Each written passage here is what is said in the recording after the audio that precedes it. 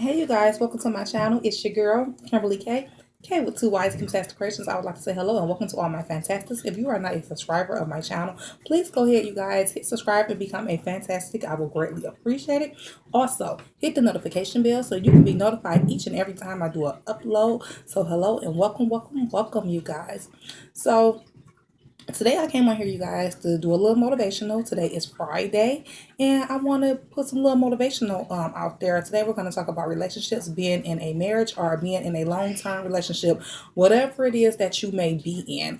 And it's basically I'm just going to go ahead and get started about how to stay in your marriage or how to stay in your relationship, how to keep it going strong, okay? So, first of all, it all starts with not telling your business to anyone, okay? When you're in a relationship, you are in a relationship with that person. You are in a relationship with your spouse or your partner, whatever. Okay, whether you're in a marriage or a long-term serious relationship. You need to always communicate. It's really about communicating, understanding one another, and always listening. Because sometimes people hear what you're saying, but they're not listening. You need to listen to your spouse or your partner. You need to really focus, and I'm gonna use that word a lot. Focus on what they're trying to tell you. That's number one. Okay. I'm not going to go on no specific order of things that I feel like you should do to keep your marriage strong or to keep your relationship strong, because I feel like everything that I'm going to say, I feel like is all what I'm going to say, a must in my book. My opinion, I feel like it's a must of just things that you need to do. So we already know communication is key. When you don't communicate properly, your relationship will fail.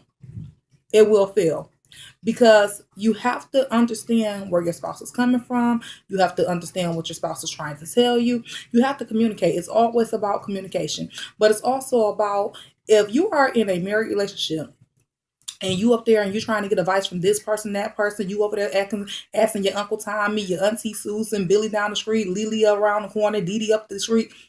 Don't do that. Do not put people in your relationship. Do not put people in your marriage. That's you bringing the outside into your inside.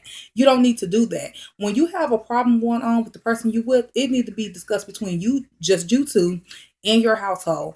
I feel like if a person is not married also, how can they give you advice if they're not married? And then I also feel, even if they are married, still how can they give you advice, because everyone's marriage is different. So when people say we're going to see a relationship therapist or a relationship counselor and everything, I'll just be like, I beg to differ, because I'm like, everyone's marriage relationship is different. So you giving the advice, and this advice is supposed to be effective for everybody that comes and see you. I don't think so, because everyone's relationship or marriage is completely different. But also, never go get advice from a person that is not married. Okay, do not go get advice from your best friend, your friend who your friend ha ha, because guess what? Sometimes your friends are the ones that try to break you up. Sometimes friends be jealous. You can't go talking about my friend told me I need to do this, blah, because let me tell you, sometimes your girlfriends, speaking on from a female, this is to the ladies right here, your friends, your girlfriends are the number one people will tell you on a quick second, leave your husband. No, you made a commitment to your husband, and things happen in a relationship. No one is perfect. There's going to be obstacles that's going to come your way, but it's all about working it out, talking it over, and trying to get through the problems. And if you get into something deeper, like it's a deep situation, far as, let's just say your husband cheated on you or your wife cheated on you, the first thing gonna come to your mind, I'm going to leave. I'm going to leave. Okay, that's what I'm going to find. I have not been in that situation. So I don't know if I'll say I'm just going to jump up and leave. First of all, I'm not going to say it was something I did that made you go do this, because you're your own person and you know right from wrong and you know what you should have did. But this is my whole thing, if it ever leads to that. If you're ever in a relationship or a marriage and you feel like I'm about to go cheat, you already got in your mind, you know what you're planning. You know what you're going to do, because people don't just wake up and cheat one day. It builds up to that. Stop. Go talk to your spouse and say, this is how I'm feeling, and I feel like I'm going to go get it from somewhere else because this is what's going on in our relationship. Talk to them. Also, something else that you need to connect on with is sexual. Everybody say it's not all about that. It's not. But that is a big part of a relationship is your sexual communication with each other. It's not about just doing the do. You need to connect on that level. You need to be pleased and satisfied each and every time that you are intimate with that person. If a person is not satisfying you and you know the things you like, because sometimes more some people are more reserved, some people more freakier. That's just it. It's nothing to be ashamed about. It's nothing to be embarrassed about. That's just what it is. Sex is okay. It's actually good for your health in my book. In my opinion, sex is good for your health. It's okay to do it, especially if you married. There's nothing wrong with it. But make sure you connect sexually. Because if you don't connect sexually and every time you go on and you're intimate with this person and they're not pleasing you, what's gonna happen? You're gonna go look for it somewhere else. You're gonna go try to get it somewhere else because you're not being pleased. You're not being satisfied. Everybody wants that pleasure and that feeling of being my man or my woman satisfied me. Okay. Another thing is also keeping yourself up. The way you met your spouse is the way you need to remain with your spouse. Just because you've been married for so many years, I've been with my husband for over 12 years, and I have my days, like when I'm at night, I put my scarf and stuff on, but then I still try to look my best. Let me fix my hair. Let me put some makeup on. Let me put something cute on. I do have those days because, I mean, all days are not perfect days, but what I'm saying is just keep yourself up. And that goes for the men too. Men, don't just think it's all about the woman. No, you guys need to keep yourself looking good too because, see, I love to see my husband in a nice pair of dress pants, a nice pair of slacks, some nice dress shoes, a nice button up shirt. That turns me on. I don't want to see my man in no gym shoes and jeans. That's just not my thing. But it's all about keeping yourself up. Then also the little things matter. Guys, just on whatever day, go get your woman some beautiful flowers, some beautiful roses. Not because, oh, it's Valentine's Day, or it's Swedish Day. I know everybody don't know about Swedish Day because I know that's a Michigan holiday, but not just because it's those days. You understand what I'm saying? Like, do it just because I love my woman and I want to make her smile today. Ladies, same thing with your man. Maybe he goes to work every day and he's so used to going to restaurants getting lunch. How about you prepare your man a nice lunch? Babe, I made your lunch. Don't worry about eating. Let me have your lunch ready for you. Or babe, come on in. Let me give you a back massage. It's just little things like that counts because sometimes little things count.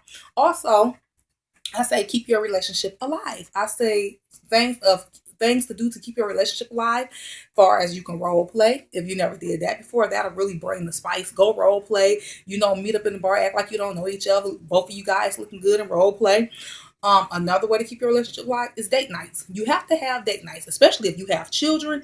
You have to have date nights away. We have 6 children, me and my husband. So date nights, and we have not been doing date nights, but that was on my vision board. And I told my husband at least date nights twice a month. He said, "Can we start with once a month because my husband don't like to go nowhere?" So I'm gonna roll with him, and it's still January, being in January, so I'm not gonna say nothing for this whole month. But he better make sure Valentine's Day be our first official date night, and thus starting the routine of having date night every month. And it can be once a month, but he better make sure it happens. Okay. Um, so even if you don't have children and you always together in your home, that's all gonna fine, but it's not the same. Get out, go enjoy the world, go enjoy life together. And it don't also always have to be about spending a lot of money on date night. It could be something at some point in the summertime, baby. Let's go get some ice cream and ride around. Babe, let's go get a frozen smoothie drink or whatever type of frozen drink that you might like. Let's go sit by the water. Let's go sit at a park and relax, baby. Let's go have a picnic at the park and let's go read. Especially if you're somebody that might be into church and things like that. You can say, babe, let's go sit at the park and let's go, read our Bible, get us a frozen drink and just chill and get back. It's all type of ways of having date night.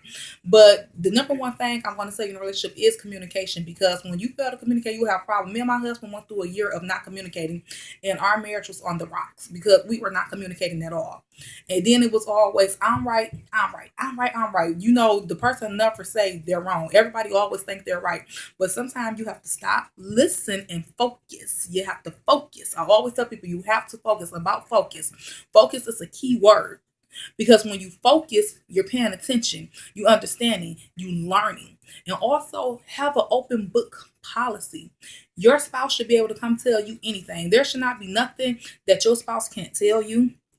Nothing that you can't talk about your spouse with, even personal items. I talk to my husband about everything, even my female personal items that might be going on with me. Anything I need to talk to my husband about, I talk to my husband about, because your spouse is supposed to be your best friend.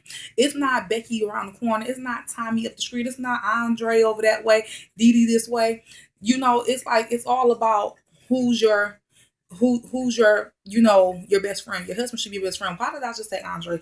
Because my sister husband is named Andre, but I ain't talking about him. But I do want y'all to watch this video. But however, it's all about communicating, focus, learning each other, know what each other wants is, know what each other needs is. So this video right here is for all the couples, all the people that's in relationships, and also reach for your goals and dreams together. You don't have to have the same goals and dreams, but make sure you both are go-getters, because you can't be a go-getter and your spouse not a go-getter. You can't be a go-getter and your spouse is a slacker. It's not going to work, because that means you want more out of life, and that means your spouse is happy settled where they at. So make sure you both are go-getters and you want the best. But I'm gonna tell you like this: keep your business to yourself. Keep your relationship to yourself. Keep your business and relationship in your house. So even if you real close with your family members, my family ain't about to know none of my business really. I'm telling you, like, no, y'all not. So keep your relationship, your business, all that to yourself. Basically, what goes, not keep your relationship, but what goes on in your relationship or in your marriage. Keep that within your household. If you mad at your man, you don't need to go blast that all over social media sites. Okay, you mad for today. Tomorrow gonna be a better day. You know what I'm saying? And never go to sleep mad. Try to resolve your problems ahead of time. So that way, if you had a bad day, you're not carrying that on to the next day. So then the next day you having a bad day too, because you carrying on the bad day that you had the day before. So kind of work all that out, you guys. Like really work it out. But want the same things out of life. And always think your loyalty and your loyalty goes to your spouse. Your number one person is your spouse. And it tells you that in the Bible. People think, oh, it's my kids. No. Read, if you into the Bible, you know your spouse, your husband or your wife comes first. They're first. Because even when you have kids, everybody loves their kids. But what happens? Your kids grow up, they get grown, and they go on about their life. They living their life with their men and their women. They ain't stunned my man daddy. So your relationship and your relationship with your spouse is the number one thing that should be on the book. Your relationship with your husband or the relationship with your wife, whatever, or if you're not married, you're in a long term, it still should be with that person that you're with. Okay, so that's something else to do. But also think about things that can bring positivity to your relationship, happiness, joy, smile a lot, love each other a lot. And I'm telling you, you'll have a great marriage. You have a great marriage. And I do believe I can talk on this topic because I've been with my husband for so long. It's 12 years. So I've been with him for so long. So I'm like, yeah, I can talk. We have 5 children together. We're still going strong. We still rocking strong. We have our little issues. And of course, I get mad at him. He gets on my nerves all the time. I get on his nerves, I'm sure. But it's about talking, communicating, and working it out, and not always staying mad and not always thinking you're right. Because sometimes us ladies always think we're right, and you men always think you know everything. You don't know everything, and we always think we're right. So it's really about just communicating in that sense. So with that being said, do your homework, do your part. Do your homework, meaning listen to your spouse, understand, communicate, make sure everything is good on your end. Make sure everything is good.